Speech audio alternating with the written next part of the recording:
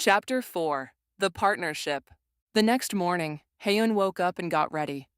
Today, Bora hadn't knocked on her door, so she made her way toward the kitchen. But she froze mid-step. There they were. Damn. Yeren was perched on the counter, wearing Suho's shirt, her upper body nearly exposed. Suho, only in his pants, was leaning into her, kissing her with such intimacy that Howen's stomach twisted at the sight. Every inch of them radiated romance. She had never imagined Suho could be this affectionate. His touch, the way he cupped her, the softness in his movements, it made her chest ache.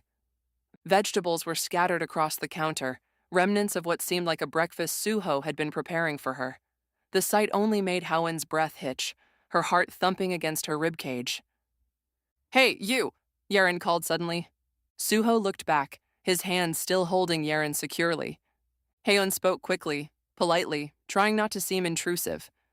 I'm sorry. I didn't mean to disturb you. I just came for breakfast." Yeren quickly covered herself. Suho glanced at Howen and said, 5 minutes, then you can use the kitchen."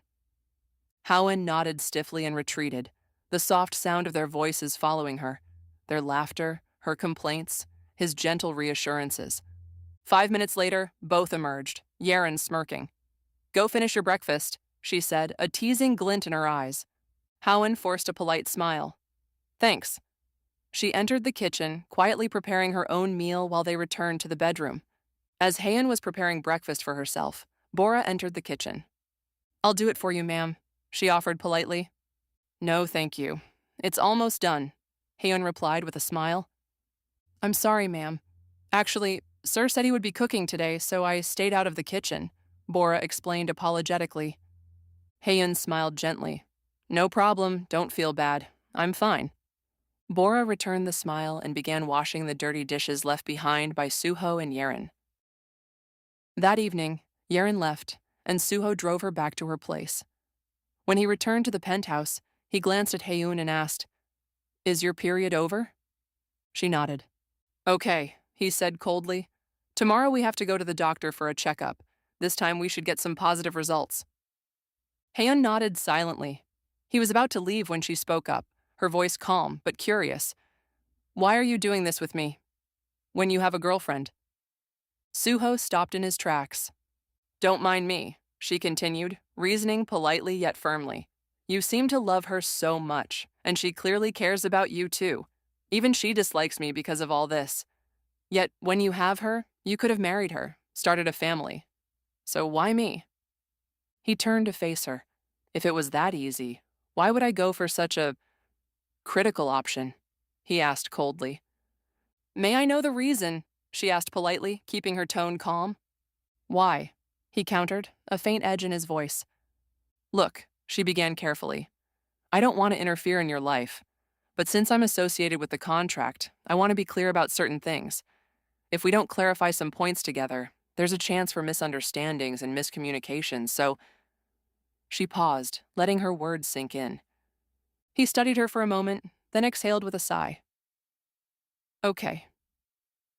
What do you want to know?" She smiled faintly, a mixture of curiosity and resolve in her eyes. "Thanks. Why did you opt for a contract marriage when there's a woman you love so dearly?" He looked at her for a moment and then sat on the couch, running a hand through his hair. "Yeren and we've been dating since college. She's my only love, but our families don't get along. Because of that, I couldn't marry her. And this contract marriage, well, you know how obsessed my family is with having an heir for the legacy. I've been under constant pressure for years, and they refuse to accept Yeren.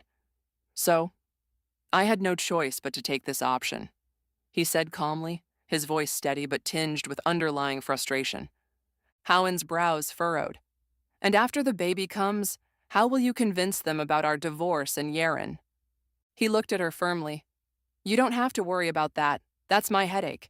And please don't take it personally about Yeren being rude to you. You can understand how hard this is for her. She's already hurt, and I can't hurt her more. So let's just focus on finishing this quickly, until we get positive results." Howen nodded, her curiosity still lingering. "One last question. He was about to stand, sighing. What is it now? She met his gaze steadily. Since this is uncomfortable for all of us, yet you chose this option, why didn't you go for IVF? That would have been easier than this manual way. He looked at her for a moment, then said softly, That's the risky process. I can't do it secretly from my family. If they happen to find out, it would create even more problems. So I had no choice but to go with this option. Howen nodded, processing his words. He gave her one last look. Any more questions? No, thanks, she said politely, offering a small, composed smile. He nodded and turned, heading back to his room. Howen's gaze lingered on him until he disappeared from sight. She scoffed quietly to herself, shaking her head. What a double personality. All lovey-dovey with his girlfriend, icy cold with others. How does Yaren even manage to melt this ice into warmth? Yet, he loves her so much. Damn, he's so romantic with her, she thought, shaking her head slightly at the contrast between his warmth with Yaren and his cold exterior with others. With a faint sigh, she turned back to her book, letting the words pull her attention away from the lingering thoughts of him.